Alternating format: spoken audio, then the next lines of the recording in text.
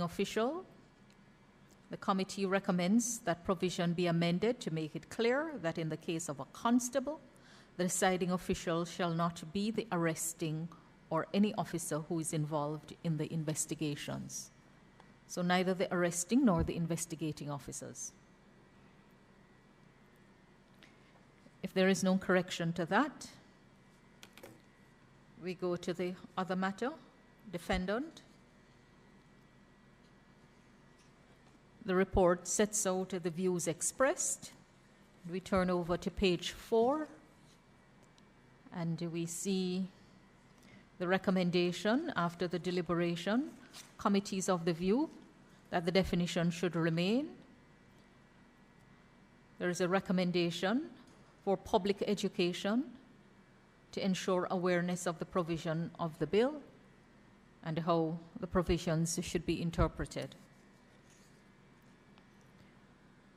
If there is no amendment or correction to that, we can move down to clause 3.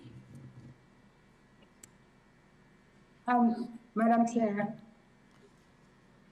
Yes. I have Donna Scott Motley. Yes, Member Scott Motley.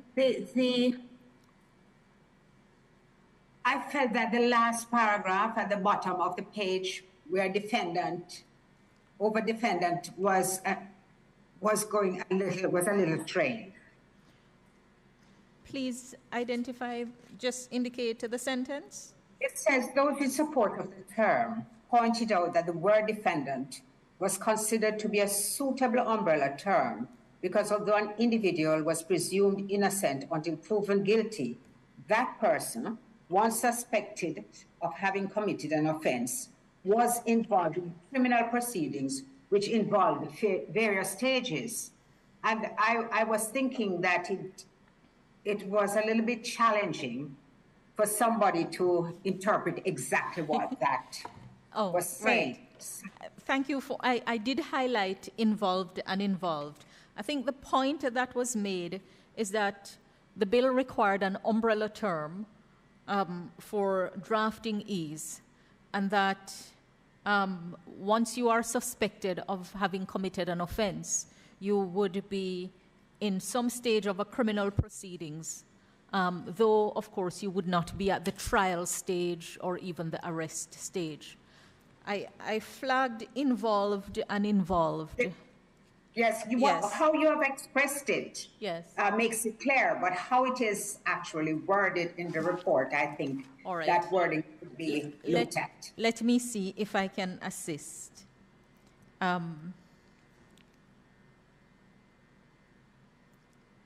So,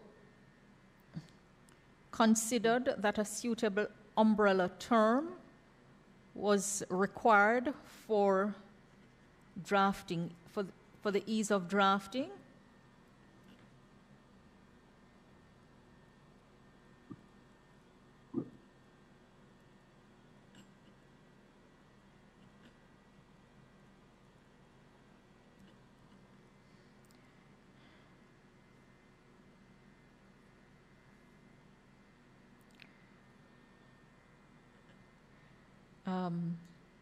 And that, so it would read, those in support of the use of the term, not support of the term, those in support of the use of the term, those in support of the use of the term, pointed out that the word defendant was considered to be suitable, to be a suitable umbrella term, as one was required for the ease of drafting,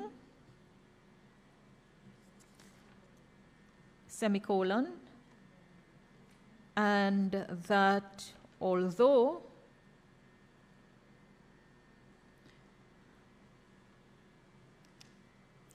an individual was presumed innocent until proven guilty,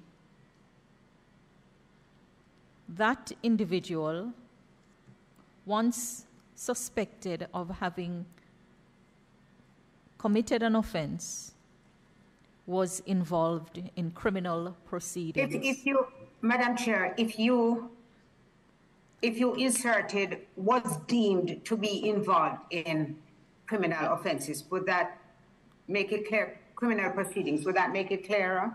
I don't know that it's a deeming, because it's the well, suspicion of having committed the offense in the formal sense of having been brought in would actually initiate the criminal proceedings. So it's not a case, remember now we're looking at the term in the context of the bill, and it is not a case of persons outside of the formal system expressing suspicion. This relates to someone who has been brought in by the police on reasonable suspicion. But just give me a moment. Let me see how we can shorten the sentence and clarify. Madam Chair, yes. we can return to it. Yes, if you just a moment. Yes. So desire. Right.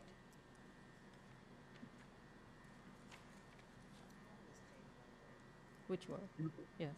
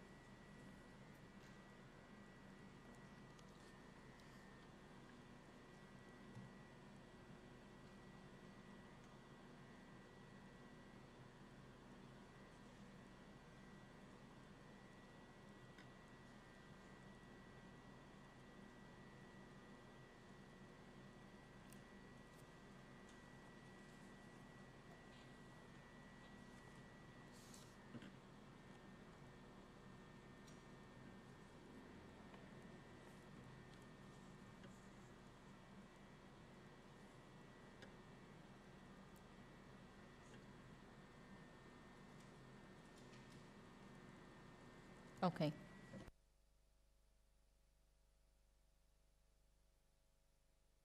I am proposing that the sentence, the first sentence, be deleted and replaced as follows.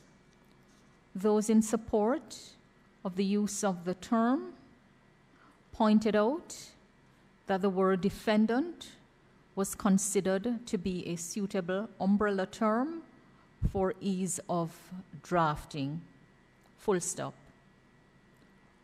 Although an individual who was reasonably suspected of having committed an offense was presumed innocent until proven guilty, such individual was, in the context of the bill, involved in criminal proceedings at the very early stage.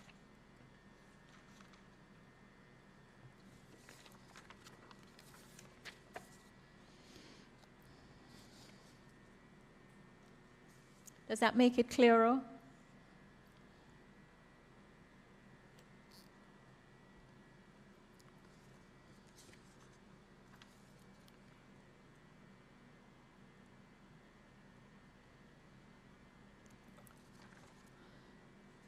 Member Scott Motley?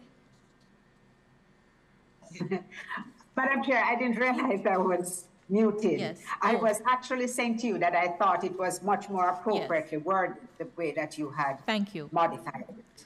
Thank you. Thank you, Madam Chair. Thank you for the observation. All right. We go to clause 3. The second paragraph on clause 3, I think, needs a little tidying up.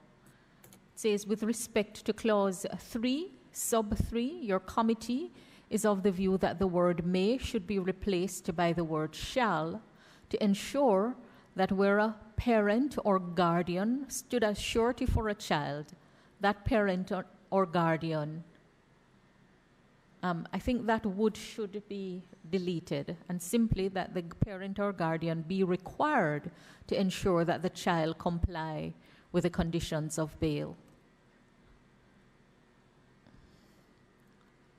That's why we're using shall. So in other words, they are being mandated to ensure compliance. Sorry?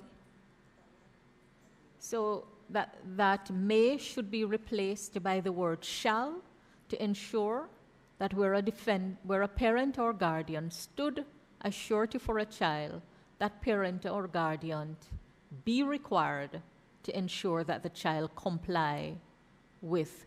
It's ensuring that the parent or guardian be required to ensure that the child comply with the conditions of bail.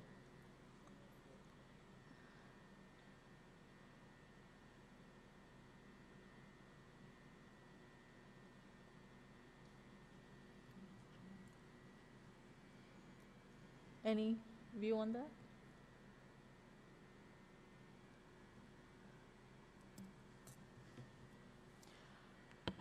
All right. The paragraph which begins with respect to entitlement to bail, the clause in the second sentence, JFJ expressed the view that the right to bail was clearly provided for in the Constitution, and subsuming that right under clause 6, which dealt with the grant of bail after charge, would lead to confusion. No issue there. Sorry. All right. So the recommendation in respect of application was that the committee recommends that a provision addressing the entitlement to bail be inserted in the bill, and this provision would become the new clause 4.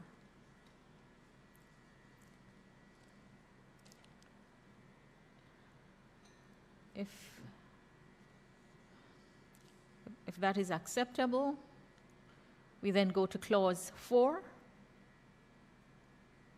The recommendation that the provision be amended to make clear that subject to the provisions of the legislation, a defendant is entitled to be granted bail.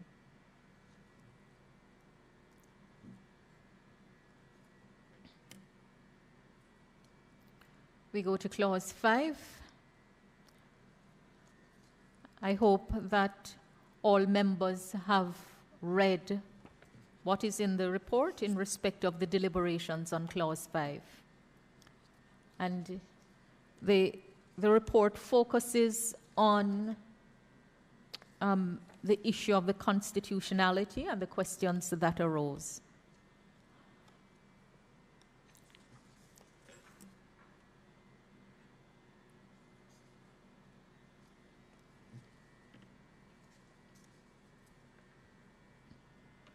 I have just a minor recommendation.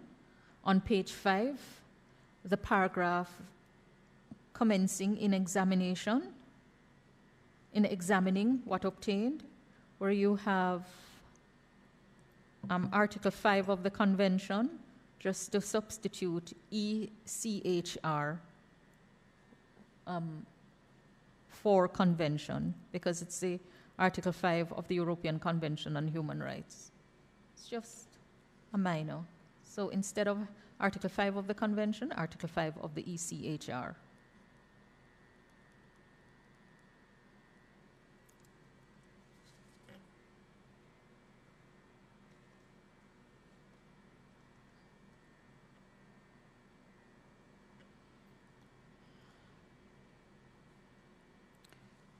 We go to page 6.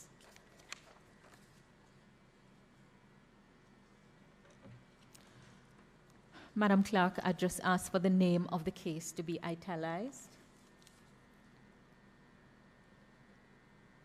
That's a case of Wemhoff and Germany, and also where Wemhoff appears, Wemhoff's application.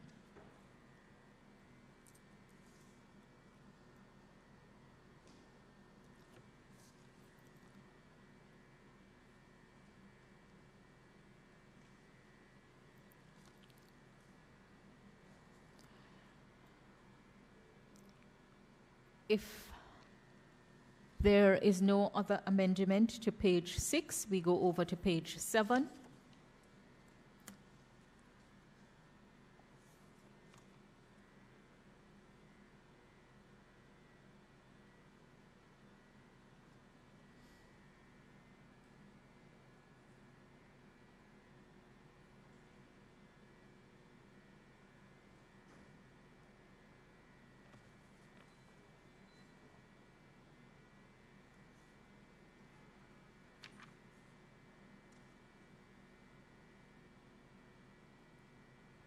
So there is a highlight. The paragraph which begins, it was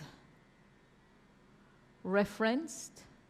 Reference was made to section 14, 3AI, or 1.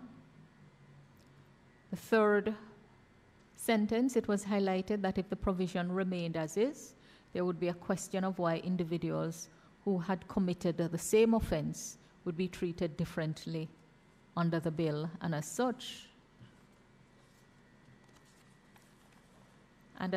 there would be equality concerns based on section 13(3)(g) of the Constitution.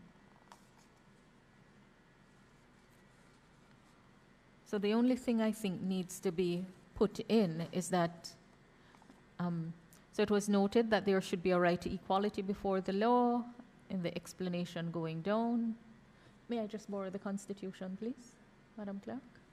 Just want to check something. So it's two different things in considering the question of equality. It's not just the same offense that is in contention. One is where we're still at the stage of reasonable suspicion, and the other is where we have passed the stage of reasonable suspicion and have reached the stage of formally accusing the person by way of a charge.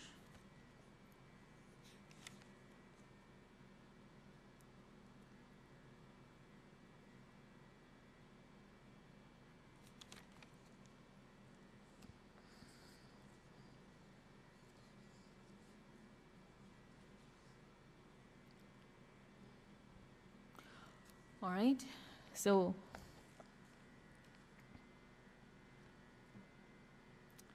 let me see.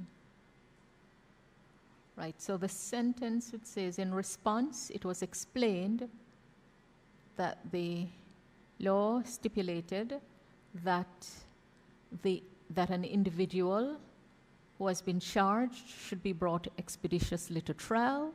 It was further pointed out that section 14 of the Constitution provided for a detained person to be brought before. It's an officer authorized by law. Just substitute competent legal office authority with an officer authorized by law.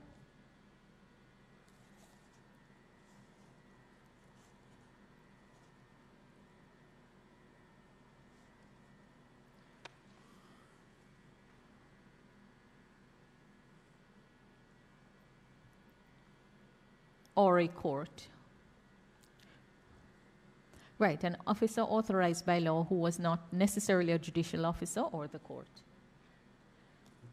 what was said and what is provided for is for the person to be brought, and it's really as soon as is reasonably practicable. We were actually referencing the provision of the Constitution. So the provided for a detained person to be brought, you have a and. So we can delete the a there. But the sentence above. In response to that concern, it was explained that the law stipulated that an individual who had been charged should, just a minute.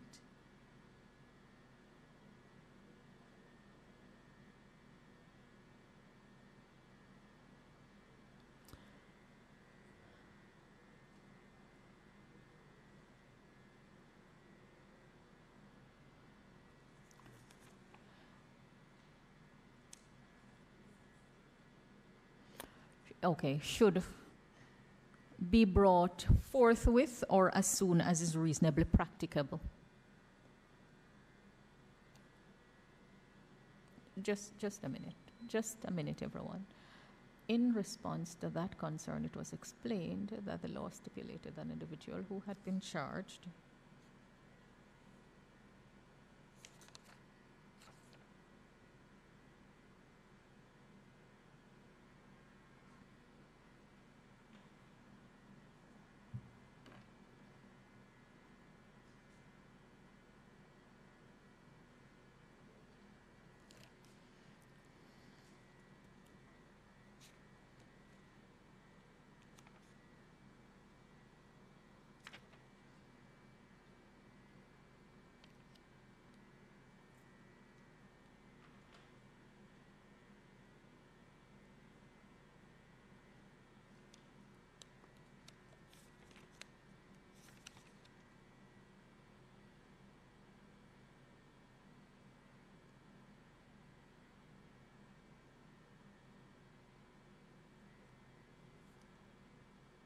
right.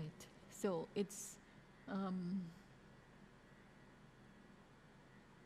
the person, it was explained that the person who had been charged should be brought expeditiously to trial.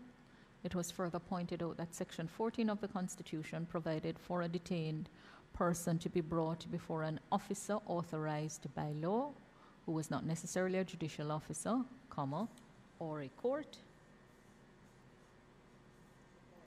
Yes, so the Constitution provides for the person to be brought before an officer authorized by law or a court.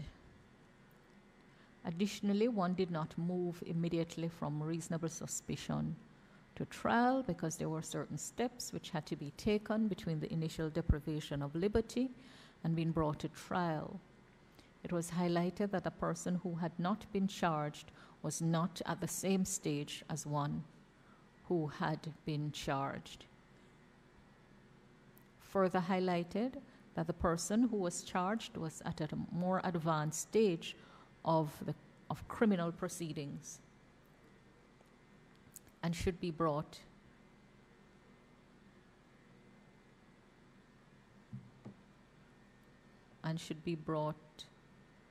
expeditiously to trial. In response to that viewpoint, it was argued that if the defendant was not released, all right, okay. If there is no correction there, yes, no, it can stay. I note we go over to the top of page 8, which says that regarding 5.1c, which made reference to a judge of the parish court being able to determine bail, it was highlighted that there were factors that a judge would need to consider in order to determine bail, and Section 14.3 of the Constitution would have to be taken into account. And the matter is to be further reviewed by the committee. What further review, Madam Clerk? Because my recollection is that we had completed the further review.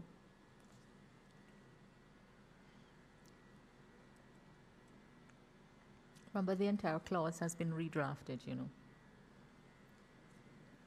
Right. So the matter was further reviewed by the committee, not that it is to be further reviewed. Because the clause has been revised.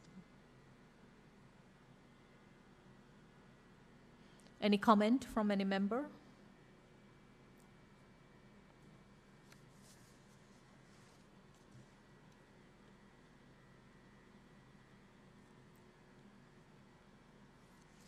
All right, so the matter is to be further reviewed, is to be amended to say the matter was further reviewed by the committee.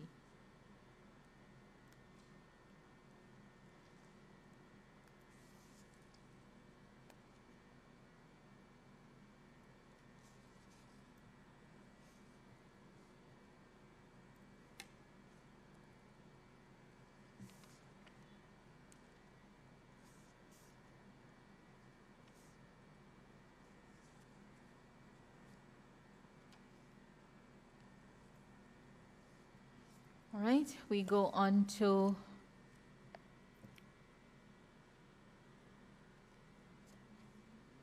the paragraph commencing. Your committee indicated that it was in agreement that there was need to ensure no prejudice would result.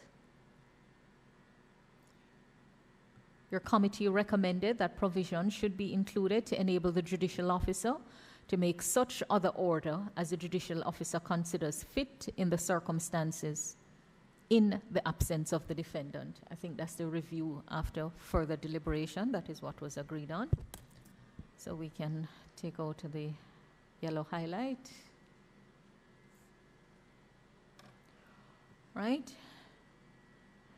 We go to the provision, which would become clause 5.4. And I believe that the CPC had indicated that the 24 hours reflected the status quo. But in our discussions, we indicated that we were reviewing the 24 hours from 48 hours, and that was to be changed to 48 hours.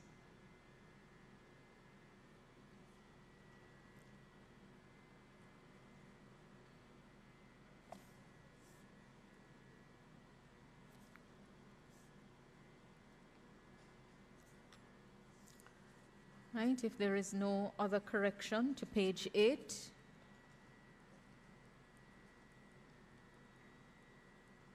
We go to page 9.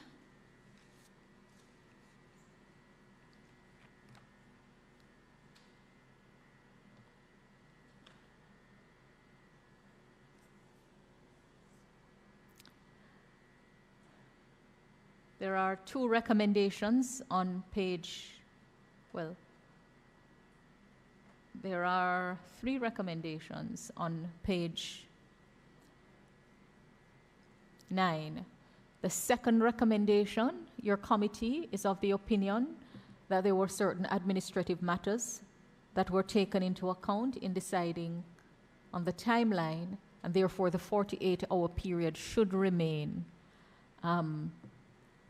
just add as the outer limit.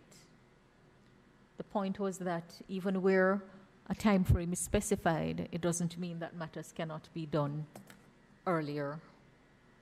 But those time frames were outer time limit.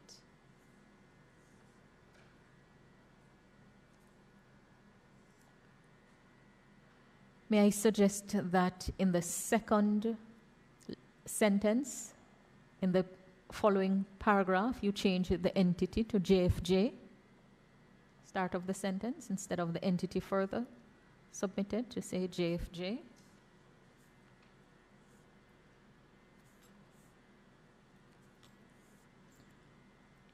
And I believe that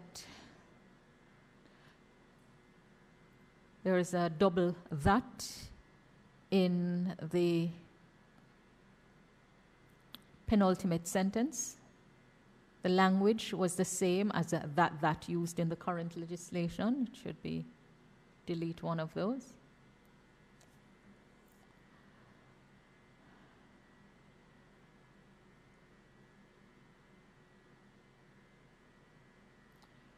We move to clause 7. And it's not a deny of bail, but just deny that it could deny a defendant bail. Just to delete the off there. Second line of the sentence which says in relation to clause 7.1b that a police officer could deny a defendant bail, to take out the that.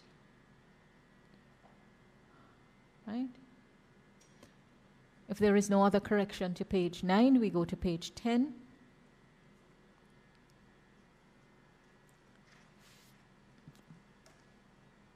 First recommendation, having thoroughly reviewed the matter, your committee does not accept the recommendation of the association because it is felt that there are safeguards in the bill to address the concerns raised. The paragraph beginning the JFJ submitted, where you have detention in the sentence beginning, the view was expressed that some members, it should be languish in custody, not languish in detention. So change detention to custody.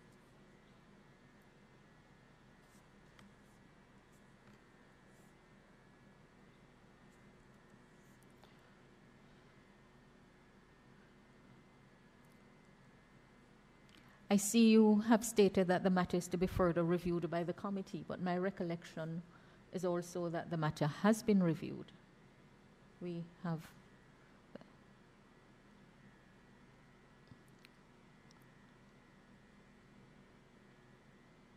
so the matter was reviewed. The matter was further reviewed.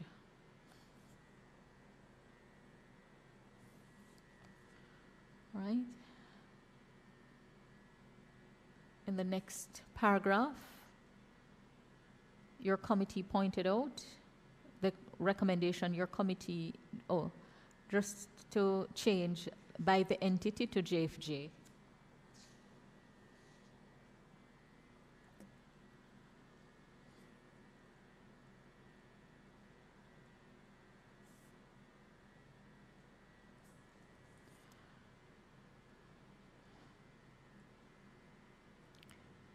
If there is no other correction to page 10, we go to page 11. I think that first sentence is a little awkwardly phrased. The Cornwall Bar Association expressed concern regarding clause 7.2 and its compatibility to the right of every citizen to be entitled to bail. The right to be entitled is what I find a little awkwardly phrased. If that is how they stated it, then I would suggest that you put it in quotation mark. Right?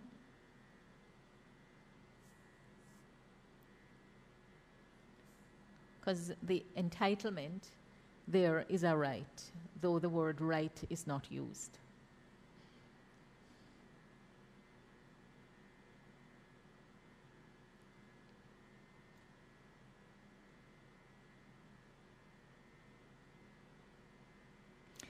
In the paragraph, the other paragraph, again beginning the Cornwall Bar Association, the sentence which starts significantly, it was explained that while the bill did not place a burden on the defendant to prove that bail should be granted, full stop, that doesn't read well. It was explained that the bill did not place a burden on the defendant to prove that bail should be granted. Please delete the word while.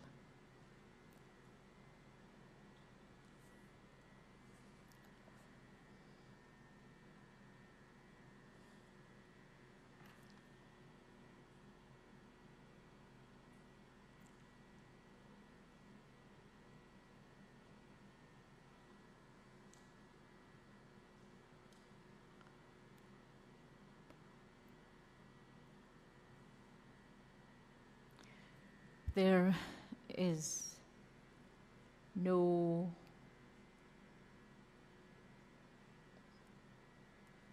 other correction to page 11. We go to page 12.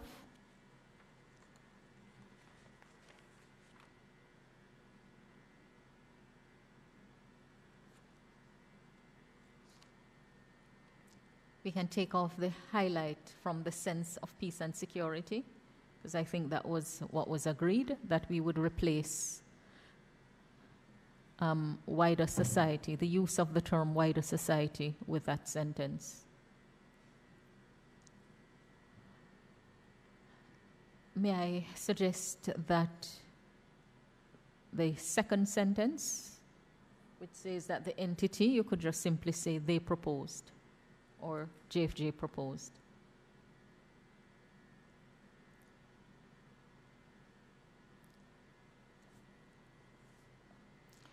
And in the other paragraph, Jamaican for Justice, that J should be a capital J.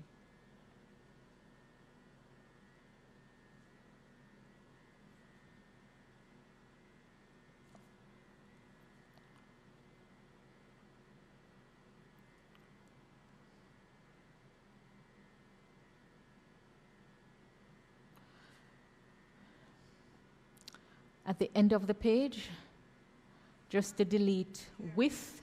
Yeah. Just the last word in the paragraph you were just at. Change plea to plead. Sorry? Plea. To plead? To plead. Fitness to plead. The That- last word of the third paragraph. Coming. Fitness to plead? Yes. Yes. Thank you as well. Right. And the last paragraph, which speaks to treat with circumstances where defendant destroy. To deal with. I know it's become quite fashionable to say treat with, but my understanding is that it's not necessarily grammatically correct. To deal with.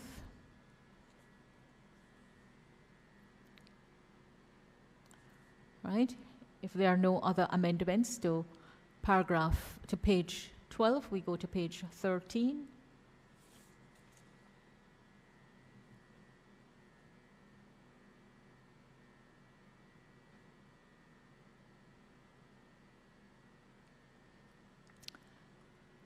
Clause 10 and 11, it was recommended that clause 10.1 be amended to include the a. It should be delete the to include a surety. Right, okay. Very well.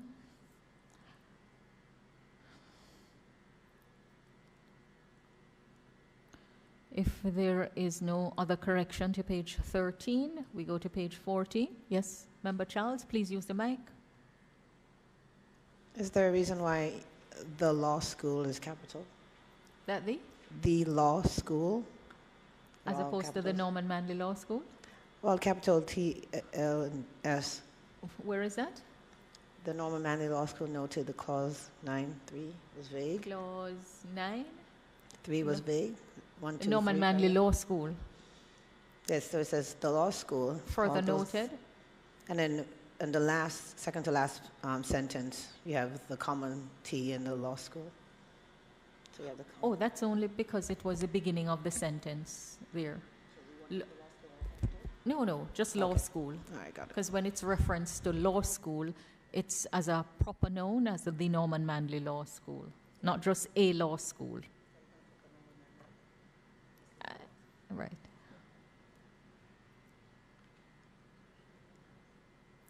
If there is no other correction to page 13, we go to page 14. There, under clause 11, review of bail decisions, it says it was recommended that clause 10.1 be amended to include the assurity. Oh, it looks like you were a little distracted there, Yes. member. Okay. We corrected it. Oh, thank you. I'm behind. I think Yes. it was the observation by member Right, Charles deleting that the, to maybe- delete the. Yes. You may have been, your attention may have been momentarily directed to something else. It was indeed. It was indeed. But Yes. it is better to err in this way. Indeed. All right, yes. Thank you. All right, page 14.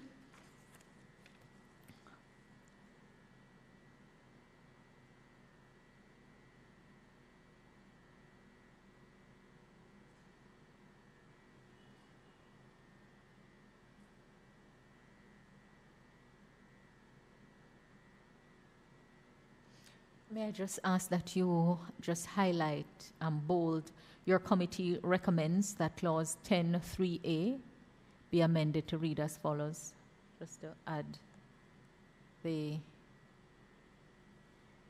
bolding of the recommendation there.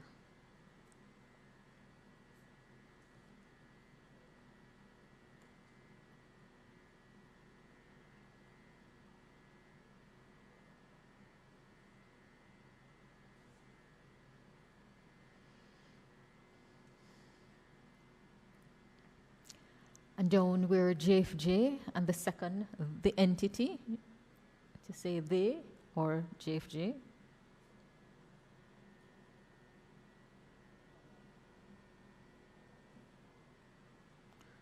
They had also expressed.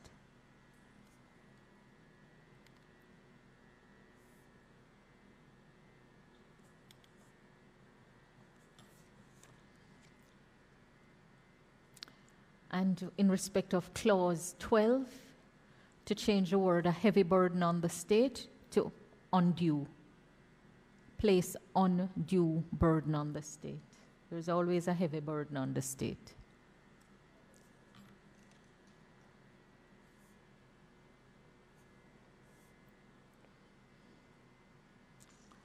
In the next paragraph, commencing concerning clause 12, the word crown should be capital C. And notice of appeal, should be capital N and capital A.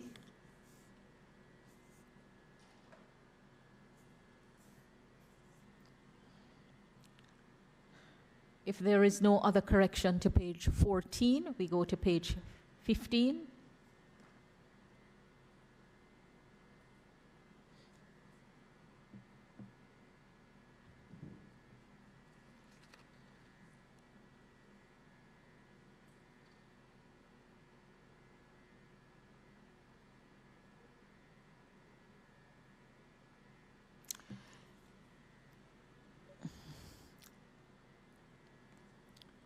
The paragraph commencing in response to the submissions, your committee noted.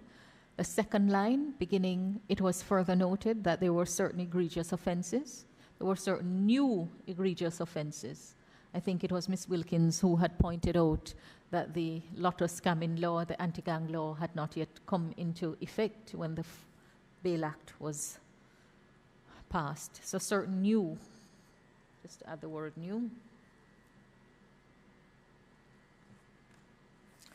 And those matters were already reviewed by the committee, so that line can be taken out.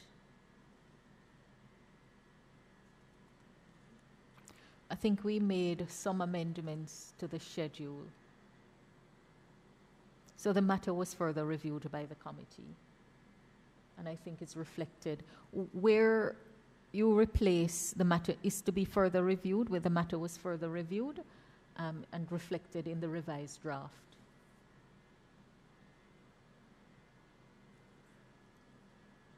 So please add and reflected in the revised draft where revised draft bill. So you would add those words up previously to on page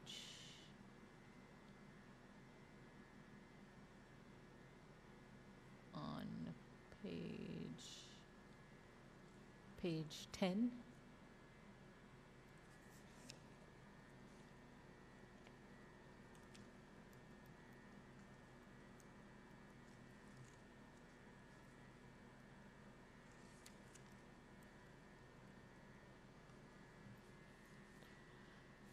Tell me, Ms. Wilkins, it's not, the revised bill is not a draft bill, it's just a revised bill. Because once it's tabled, it's not a draft anymore. I was wondering whether that bill has been tabled, though. Has it? No. So it's a draft. Tabled, the revised one is not yet tabled. right. So it's a revised draft bill. Yes. Right. That's what I thought, just for clarity. It's after it's tabled that it's... It's the bill. Right. All right. So we're back on page 15.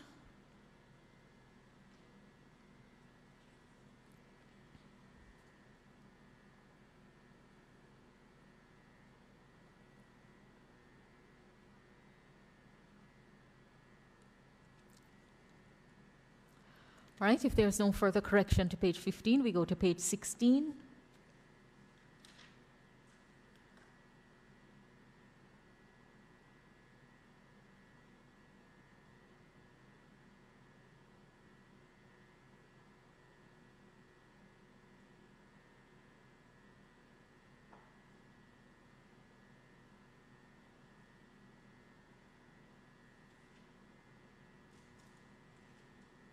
So the sentence which begins, it was explained, no, it was highlighted that section 50 of the Constitution had been repealed.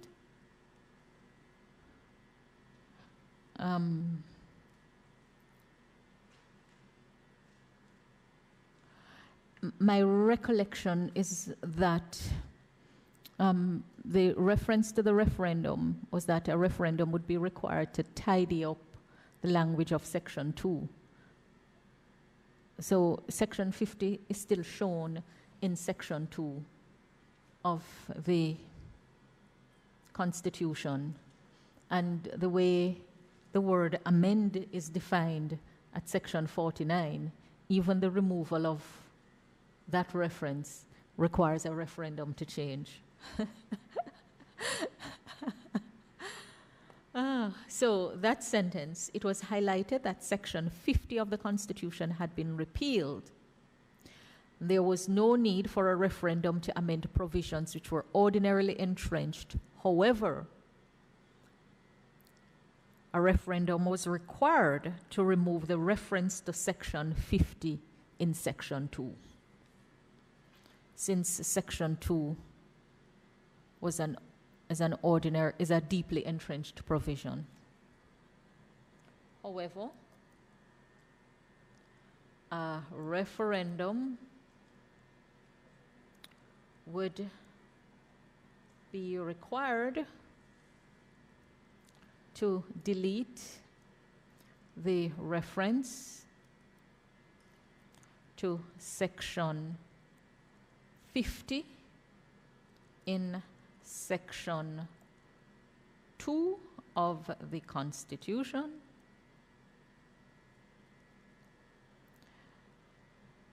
since section 2 is a deeply entrenched provision.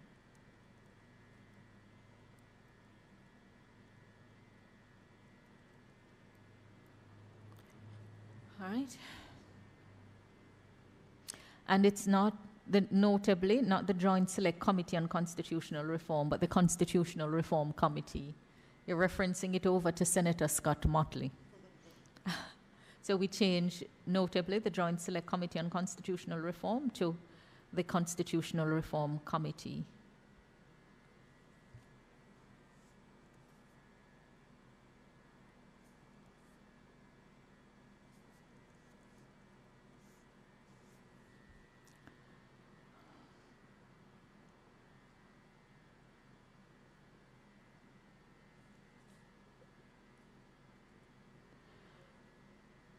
The paragraph which commences, your committee indicated that based on the available data, I don't think the proper word is in arriving at the provision.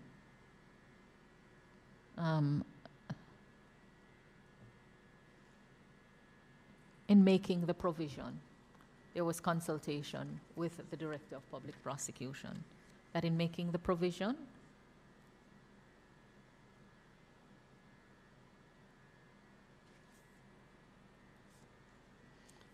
right?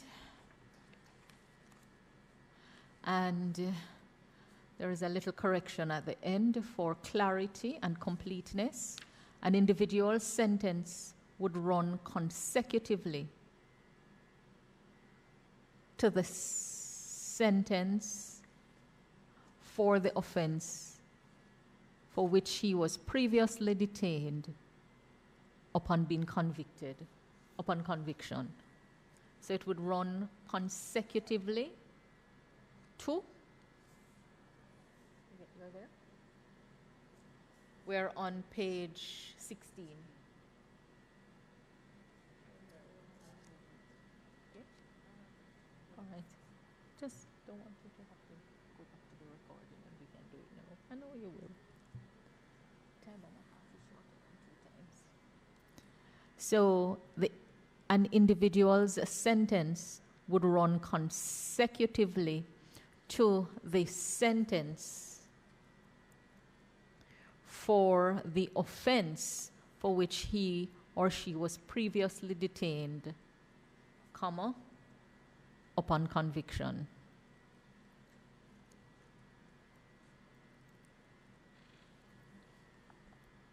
Right?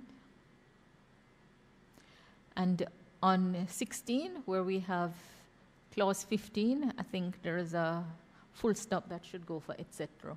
for the abbreviation.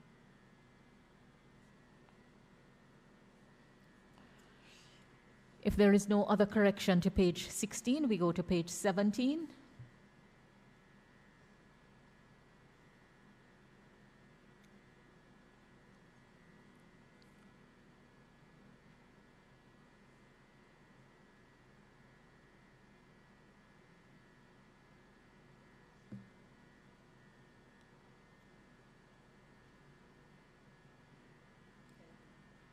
Member Charles? For the first paragraph, the last sentence, you can bold that one as well. Which of the paragraph? Your committee noted. It should be bolded? Yes, we could bold that, though it's not a recommendation, but yes.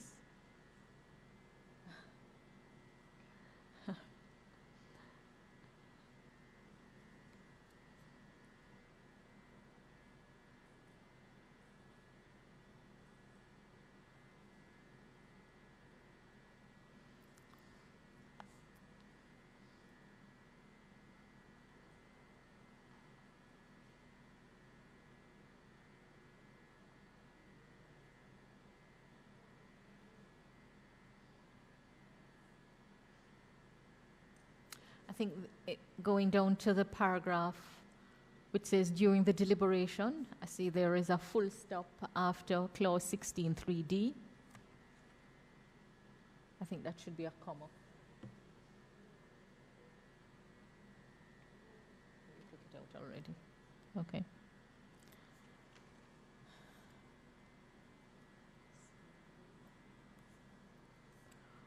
Right.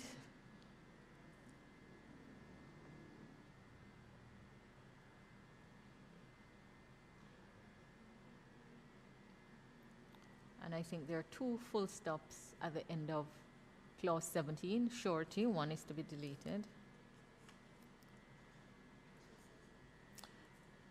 Where you see?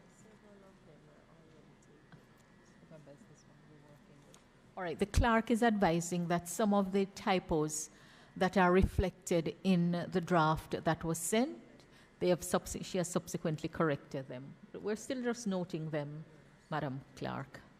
Yes.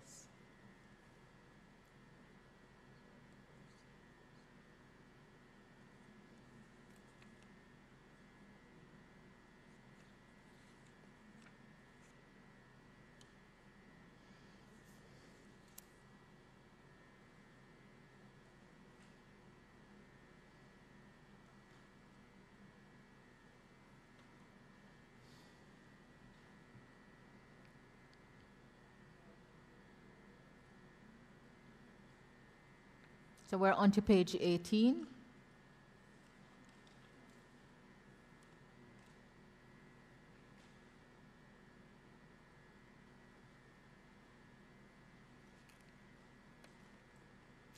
I think this matter, where it says a committee is to review it, I believe the review has taken place and would be reflected in the revised draft.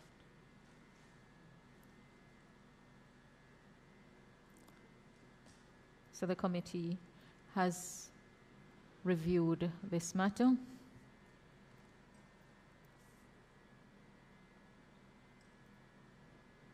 As reflected in the revised draft bill.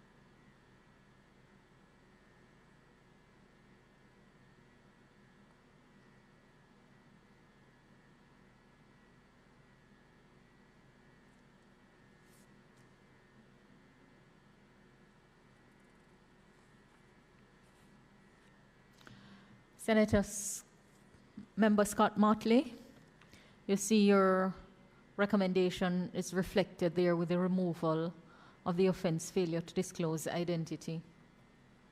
I see that, Madam Yes. Chair, so I don't need to, Right. I don't need to raise the matter that I Yes. discussed yesterday. Yes. Yes. Thank you. And I had indicated to you that it would have been, the report would reflect that. Yes, that is so.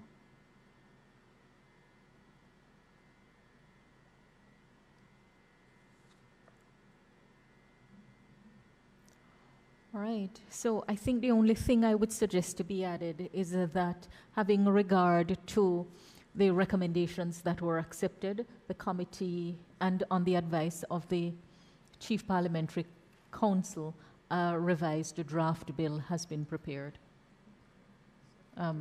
Yes. I think that's the only thing that I believe would make the report a complete report.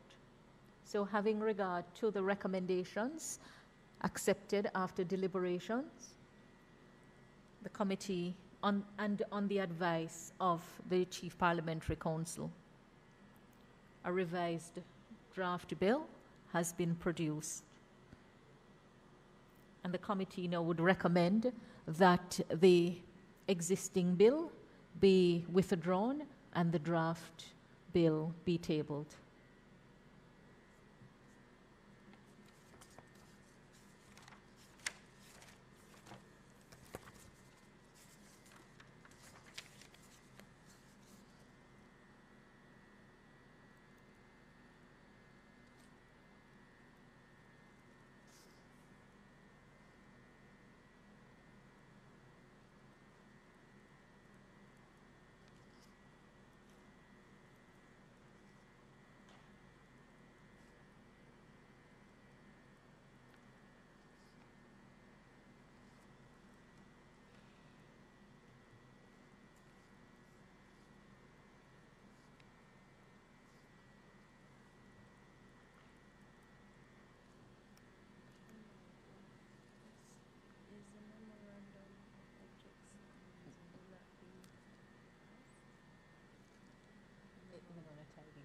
Yes.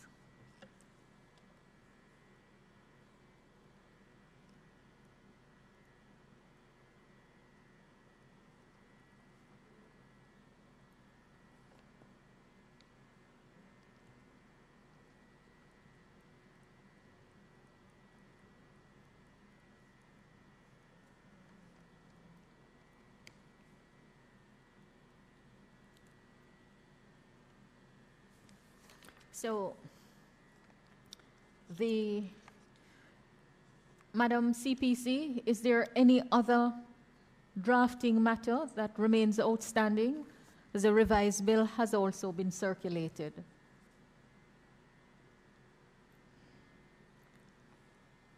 So the only other matter that would remain is just for us to check the revised draft bill that will accompany the report, because we had gone through all of the revised provisions, but just for completeness,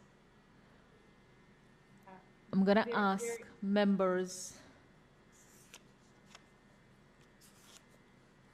Sorry.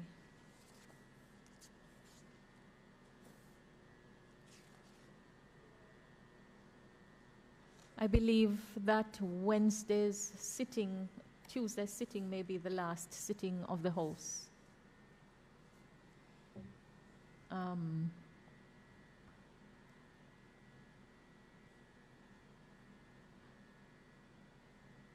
not sure, but colleagues, members,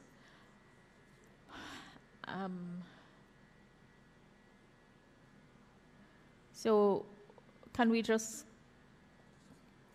I don't know if standardly the draft bill is usually reviewed in the way that we have reviewed it, though I know it should be.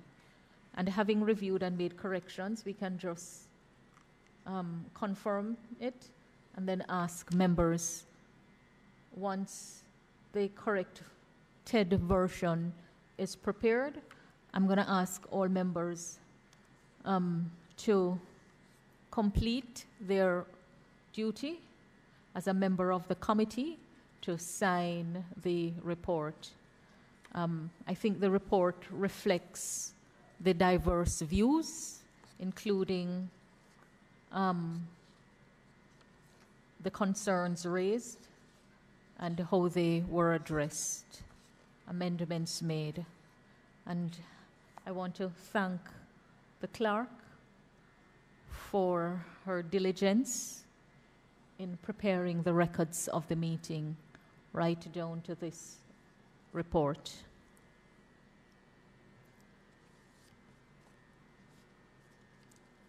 Madam Chair, there was just one outstanding issue relating to the... Not hearing you clearly, Madam CPC. Sorry, are you hearing me better now? Much better, thank you. Right, there was one outstanding issue having to do with the bail to the defendant who appeals against conviction in relation to whether it would be sentence and conviction? Yes, yes. I think, so. You know, There were square brackets yes. in the draft bill on page 3. I think that last case that the Privy Council handed down judgment in this week could not have come at a more timely juncture. And so I would recommend to the committee members that we include an appeal against sentence.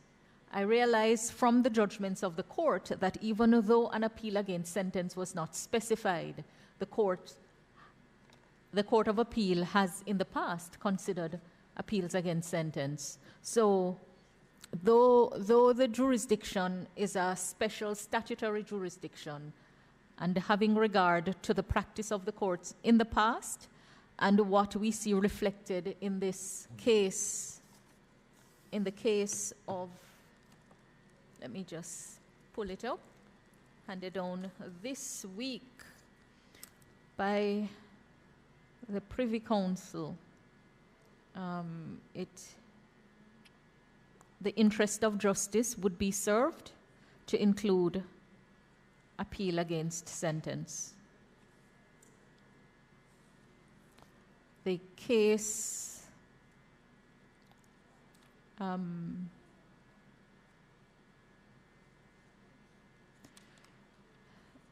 think that, is that the Ray Morgan one? Yes, yes, yes. It couldn't have come at a more timely juncture, I believe.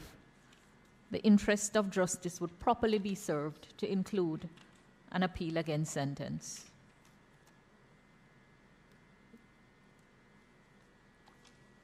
Right? So that would mean that, Madam CPC, you would have, that one remaining outstanding matter would have been addressed. All right. So the only thing we need to do now is to have the finalized version of the report made available to members for their signature. Please note that the clerk has also added the attendance record. That record was not included in the draft circulated. This would be our 18th meeting.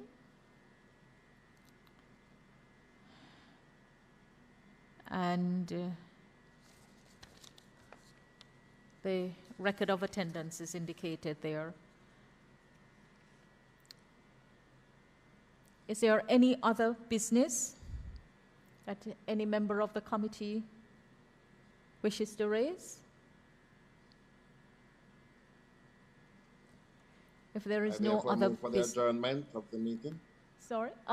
Before we get there, Member Paulwell, let me just express my thanks to all members who have served dutifully, and especially those who have attended faithfully, even though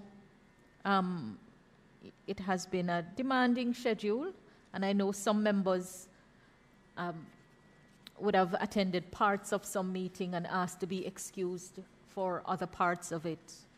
But by and large, I believe the discussions have been rich, and I hope that we have emerged from these deliberations with a better understanding of numerous matters, including the constitutional issues. I want to especially thank Mr. Foreman for the guidance he has provided from the Attorney General's chambers, also the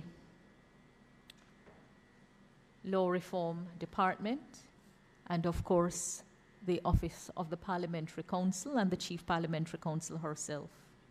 I've already expressed my gratitude to the committee clerk, but I should like to include the other supporting staff, including our record takers up top, and those who have managed the technology to facilitate the hybrid format of the meeting. Member Charles, I want to commend you especially because you have not missed any meeting. All right. There be no other business except the one that Member Paulwell raised. We will still keep the next date, though, colleagues, I should like to, if indication is that the next session of the next sitting of the Parliament will be the last sitting, then I'm going to crave the indulgence of members to just sign the report so that we can table it on Tuesday. I'm going to ask the clerk to have the correct version circulated tomorrow for members of the Senate when the Senate sits tomorrow. And then for the members of the House to sign on Tuesday. And we will aim to table the report, signed report, to the House on Tuesday.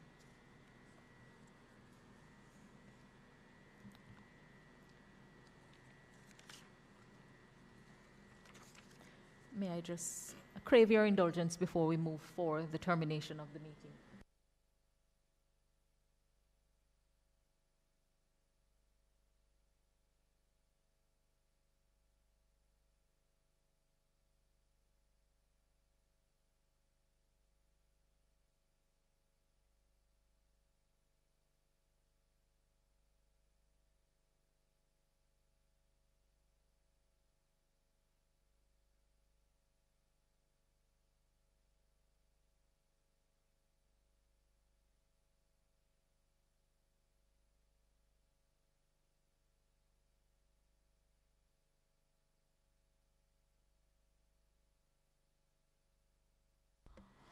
All right. We had reserved the 19th, just in case we did not conclude the business of the committee, but we have concluded the business of the committee formally. I'm just going to ask that we change, just checking if Tuesday is available in the morning, in case members have not been reached, members of the House, that is, prior to the sitting of the House at 2 o'clock, to have the report signed. You mean for a sitting to sign the report on Tuesday? Not necessarily. Not necessarily. I just believe it's important that a formal opportunity be. We have a joint select on the offenses against the person that on Tuesday. The committee that is, yes, right. At 10 o'clock. Okay. I don't wish to burden members. I just ask for your continued commitment to enable us to fully complete, not partially complete, the business. And again, I thank you all for participating in this committee. All right? Member Paulwell, you can now raise the matter you raised earlier. So move for the adjournment of this meeting. Seconded by? Second. And there is a third on a fourth. Paulwell and Bunting. Very well. Thank you all. Have a good afternoon.